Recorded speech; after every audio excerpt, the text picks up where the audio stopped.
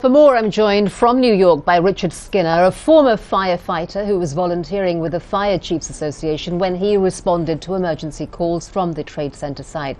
He's currently the New Jersey liaison for the Feel Good Foundation, which raises awareness about the health impact of 9/11 on first responders. Thank you very much for being with us, Mr. Skinner.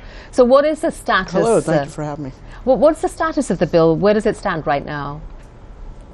Well, at this point, we believe that the bill is going to come back up on the floor of the Senate next week, and we're hoping that it's going to pass.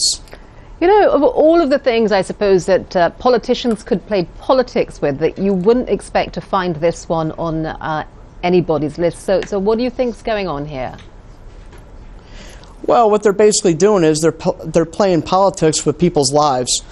We've got many responders that are very sick and dying at the hands of the Senate right now, and we need to get this bill passed right away. Everybody's very sick and dying.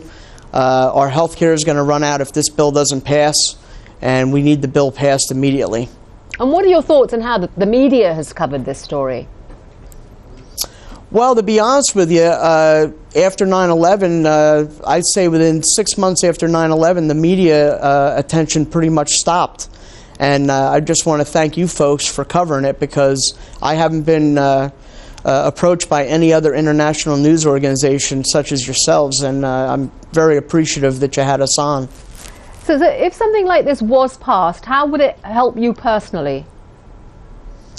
Well, for one, it would keep my my health care running, and secondly, I was a volunteer down there, so I didn't get any assistance from any city, local, or other organization to help me financially.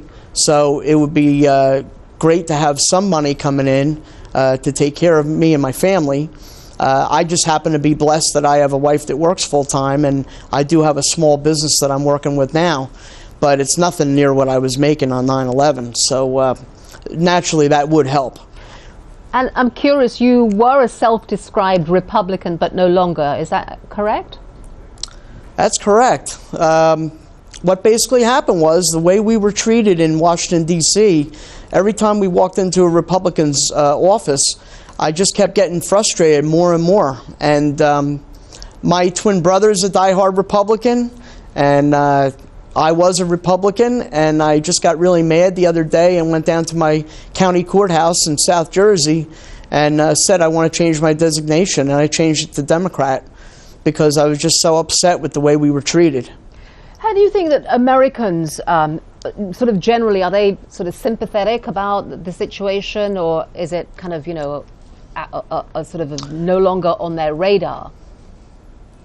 No, I believe most Americans do care. Basically what's been happening is that they keep saying, and I'm saying the Senate keeps thinking this is a New York issue, and it's not just a New York issue. It's actually an American issue. We had 9/11 responders respond in from every state of the union throughout the United States, came to 9/11 to help us out.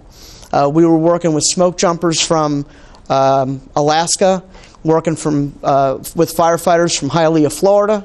I remember so many different people from different places that were with us, and for them to call it a New York and New Jersey issue is just ridiculous.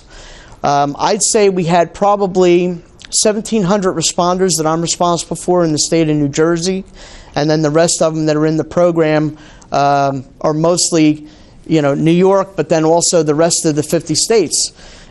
So everybody was affected on 9/11, not just New York, not just New Jersey. All right, Richard And Skinner. that's why this needs to get passed. All right, yes. thanks very much for being with us.